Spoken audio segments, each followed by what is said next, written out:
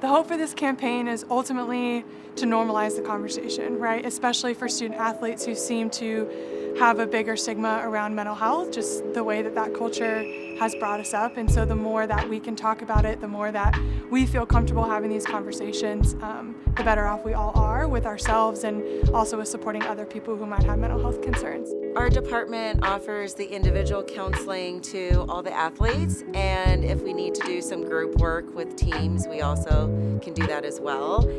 We also meet with coaches and the trainers, and we do some performance team meetings so we can all just make sure we're on the same page in supporting our athletes and finding out if there's additional things that they need. If you go back 20 or 30 years ago, it was really classified as serious kind of mental health conditions. And now I think we categorize it as overall well-being, overall wellness, maybe sometimes happiness, depression, anxiety. So that definition has definitely changed over time. Taking care of my mental health has changed a lot in college. I've learned how to ask for help, and I've also realized that a lot of people struggle with the same things, and it's normal. And so when I got to college, I really utilized the resources we have here, and now it really helps me stay focused and in a good headspace in the pool and outside the pool. In 2020, I take care of my mental health by meditating every day, speaking to my loved ones, always checking up on them, taking the time out my day just to let them know that I'm here for them, and just knowing that I have people that care for me. Being able to stay home during COVID, so little things that I do is I wake up extra early in the morning to give myself an opportunity to have me time, and that means I get to meditate, I get to stretch out, I get to take an extra long shower. Since golf is socially distanced, we've been able to play it through this tough time, and I've been able to just kind of do my own thing by myself. It keeps my mind off of all the problems that are going on in the world right now.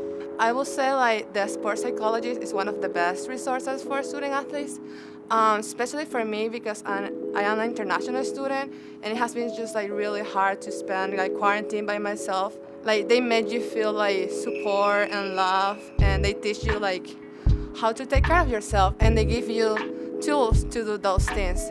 I just really hope this campaign just allows more athletes to feel comfortable just coming forward and talking about mental health and their struggles. I hope this campaign breaks the stigma around mental health, because a lot of people are not comfortable talking about their mental health, although it's a really important part of your normal life, but also as an athlete.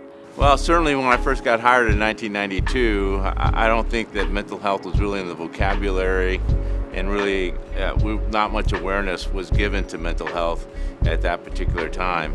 And then as time has gone on for the last several years now, it's become much greater issue, much bigger issue for the incoming players and for the current student athletes. And we're navigating through social injustice right now. We're navigating through the COVID right now. We have student athletes who thought they were coming in to have a season that has been pushed back to an entire year. We're going to figure out how to work through this together, and anything that seems that we need to have conversation about, we're going to have a conversation about it.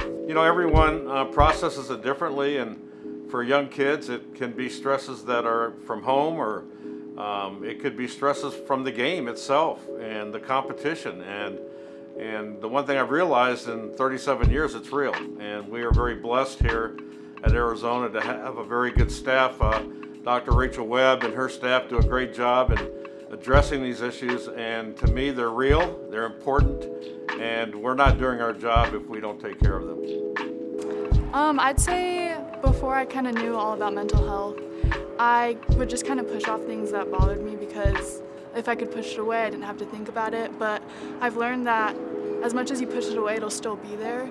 So I've kind of learned to like take it in and talk about it, or even just write about it so it can be out there and I don't have to have it like eating me up. Mental health advocacy has changed over the years because it's become less of a stigma to talk about your mental health and how you're dealing with it, which is a really good thing, because the more we talk about it, the more we know that we're all going through the same things, and it's easier if we can talk to each other about them.